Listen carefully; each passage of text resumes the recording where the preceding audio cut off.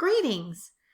Today we're going to look at editing Final Site, which is Mesquite ISD's website editor, and in particular we're going to focus on publishing a Google Slideshow into your web page. So to start, you need to go to the slideshow that you want to publish. From here, choose File, Publish to the web. If you want just a link, then click on the link. You'll want to choose if you want to start the slideshow as soon as the player loads, restart the slideshow after the last slide, and I recommend rotating every 5 seconds. That's a pretty good time. It's not too fast, not too slow.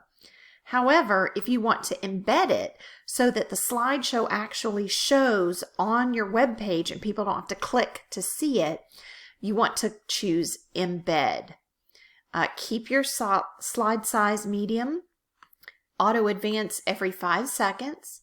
Choose to start the slideshow as soon as the player loads, and to restart. This will give you a code here in the box. You want to highlight and copy that code, and that's all you have to do here. You will actually have to hit publish.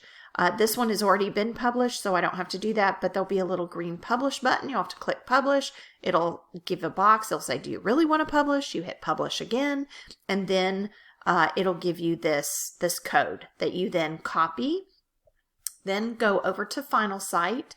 Once you've logged in and you've clicked on Composer, this will take you to Pages, which defaults to Mesquite ISD. So scroll down to find your campus site, whatever that campus site may be. And we'll stick with the one that we have been practicing with. Find the page where you want that to be posted. Click the gray Compose button.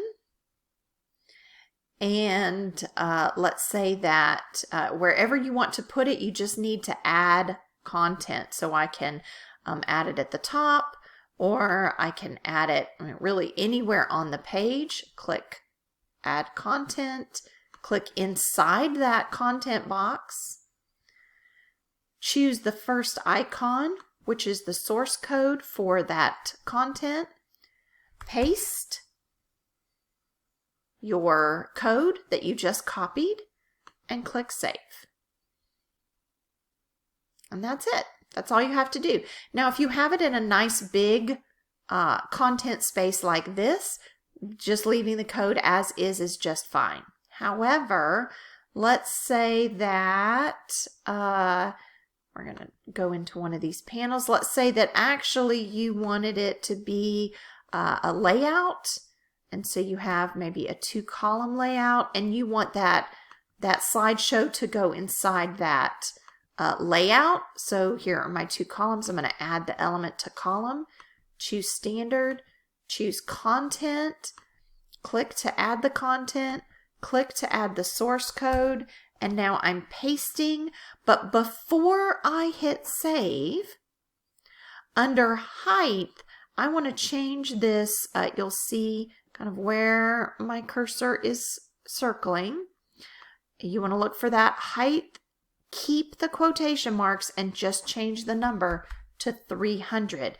This will make it so that the black lines above and below the slide aren't enormous. So I'm going to click Save so that you can see how nice that looks. See, so it's not a whole lot. I might even want to change that to something lower than 300.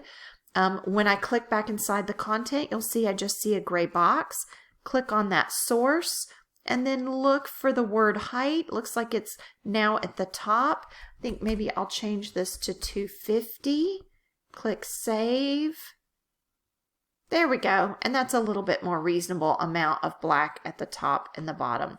Now, just so you can see, click here, what this would look like if I left the original. That's what you get. which is a little overwhelming when it comes to Google Slide in a smaller space.